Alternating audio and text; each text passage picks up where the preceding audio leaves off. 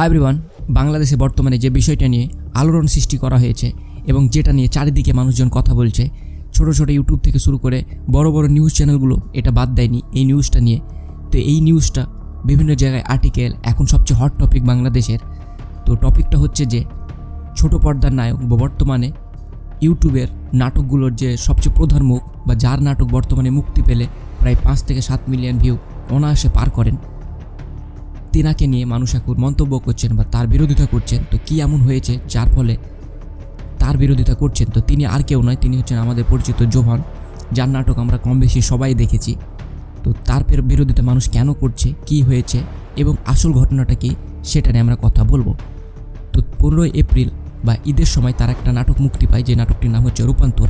এবং এই নাটকটার গল্পটা ছিল একজন ট্রান্সজেন্ডারকে নিয়ে। ট্রান্সজেন্ডার বলতে গেলে এরকম একজন যে ছেলের মতো দেখতে বা ছেলে, কিন্তু তার আভ্যন্তরীণ দিক দিয়ে মেয়ে, বা সে মেয়ের মতো দেখতে, তার আভ্যন্তরীণ মানে ভিতরের জিনিসপত্রগুলো সব ছেলের মতো। এই জিনিসটা নিয়ে এবং এই জিনিসটা এবং নাটকটার যে গল্পটা ছোট্ট করে বলি, সেটা হচ্ছে যে জোভান আমাদের প্রধান চরিত্র, তিনি একজন আর্টিস্ট মানে শিল্পী এবং তিনি ট্রান্সজেন্ডার। তো যে নায়িকা আছে তাকে একটা তার আত্মীয় তাকে একটা ছবি উপহার দেয় এবং সেই ছবিটা দেখার পর সে জিজ্ঞাসা করে যে ছবিটা কে এঁকেছে বা কোন শিল্পীর দ্বারা আঁকা হয়েছে। তো তখন সে তার ঠিকানা দেয় এবং সে তাকে প্রপোজ করে এবং সে বলে যে না, আমি একজন মেয়ে। তো এই নাটকের দ্বারা এটা হচ্ছে ওভারঅল গল্প।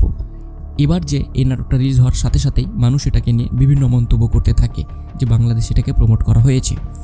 এর ফলে কি হয়, যে নাটকটা যে ইউটিউব চ্যানেল থেকে আপলোড করা হয়েছিল সেখান থেকে ডিলিট করা হয় এবং নাটকটা বর্তমানে আর ইউটিউবে নেই।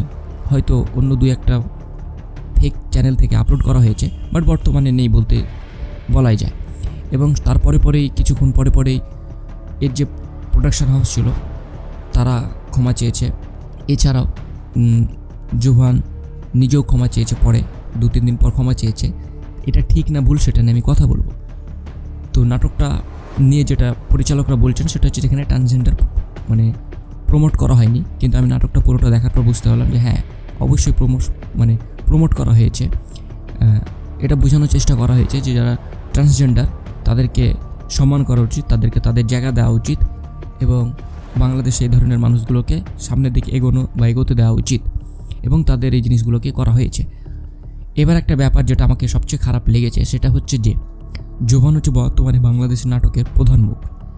যখন কেউ একজন ক্যারেক্টার বা কেউ একজন চরিত্র বাংলাদেশের অন্যতম হবে, তার কিছু দায়িত্ব থাকে। সেটা হচ্ছে যে এমন কিছু করা যাবে না যেগুলো মানুষের বিভিন্ন জিনিস বা মানুষের আঘাত না লাগে। এবার অনেকের প্রশ্ন হতে পারে যে এটাতে কী এমন আছে আঘাত লাগার। আমি আপনাদের একটা কথা বলি, প্রত্যেকের নিজস্ব দেশের নিজস্ব জায়গার একটা কালচারস আছে এবং সেই কালচারকে প্রত্যেকটা মানুষ তাদের রেসপেক্ট করে। এখন যদি আমরা ভারতবর্ষে কোনো দেবদেবীকে গালিগালাজ করি, সেটা নিয়ে স্বাভাবিকভাবে ভারতবর্ষের সমস্ত মানুষগুলো কষ্ট পাবে বা এটাতে আঘাত পাবে। একইভাবে এই জিনিসটাই যদি আমরা আরব বা আমির সাহিত্যে করি, সেক্ষেত্রে এই জায়গাটা কোনো সমস্যা নেই। আবার যদি আমরা মুসলিম ধর্মকে নিয়ে ভারতে কিছু বলি এবং হিন্দু রাষ্ট্রে বা হিন্দু জায়গাতে কোথাও কিছু বলি, তো সেরকমভাবে মানুষ কিছু বলবে না। কিন্তু একইভাবে যদি আমরা মুসলিমকে নিয়ে পাকিস্তান বা বাংলাদেশ বা ইসলামিক কান্ট্রিগুলোতে বলাবলি করি, সেটা স্বাভাবিকভাবে সেখানকার মানুষগুলোর কষ্ট হবে এবং সেই মানুষগুলো সেটা নিয়ে প্রতিবাদ অবশ্যই করবে। তো প্রত্যেকের নিজস্ব কালচার আছে এবং সেই কালচারগুলোকে সেখানকার যারা নায়ক হবে বা সেখানকার যারা লোক হবে তাদের দায়িত্ব হবে সেগুলোর সম্মান করা, সম্মান জানানো। তো একইভাবে বাংলাদেশের কালচার এটা বিরোধিতা করে এবং বাংলাদেশের অধিকাংশ মানুষ যেহেতু মুসলিম, তো মুসলিমের পরিপ্রেক্ষিতে এটা বিরোধিতা করে। তো সেহেতু জোভানের এটা কখনো উচিত হয়নি যে বাংলাদেশের পরিপ্রেক্ষিতে এই ধরনের নাটক বানানোর, যেখানে মানুষরা পছন্দ করে না। এটা শুধুমাত্র বানানোর একটাই উদ্দেশ্য, যে নিজেকে এবং নিজের নাটকগুলোকে একটু ভাইরাল করার জন্য বা পরিচালক যাতে মানুষের মুখে মুখে আসে এবং বাংলাদেশের এই টপিকটা একটা হট টপিক হয়। কারণ কিছুদিন আগেই এটা নিয়ে একটা বিশাল আলোড়ন সৃষ্টি হয়েছিল বাংলাদেশে, যেটা হচ্ছে যে পাঠ্যপুস্তকে শরীফ থেকে শরীফা বলে একটা গল্প ছিল ট্রান্সজেন্ডারের। তো সেই গল্পটা নিয়ে মাতামাতি হয়েছিল। তো সেখানে এই ধরনের নাটকটা বানানোর একটাই সিম্পল পরিষ্কার উদ্দেশ্য, সেটা হচ্ছে যে দর্শকরা এটা নিয়ে যেন বিরোধিতা করে এবং একটা আলোড়ন সৃষ্টি হয় এবং যার ফলে নাটকটা পপুলার হবে। কিন্তু এই আলোড়নটা এতটাই বেশি সৃষ্টি হয়েছিল যার ফলে প্রোডাকশন হাউস থেকে শুরু করে পরিচালক সবাই নাটকটা ডিলিট করতে বাধ্য হয় এমনকি জোভান নিজেও তার সোশ্যাল মিডিয়াতে এসে ক্ষমা চেয়ে যায়। তো যেহেতু তিনি ক্ষমা চেয়েছেন সেহেতু আমাদেরকে এটা নিয়ে আর মাতামাতি না করাই ভালো এবং সব ভুলে গিয়ে আমাদেরকে আগের মতো জোভানকে তার নাটকগুলোকে সাপোর্ট করা উচিত, যেহেতু তিনি ক্ষমা চেয়েছেন।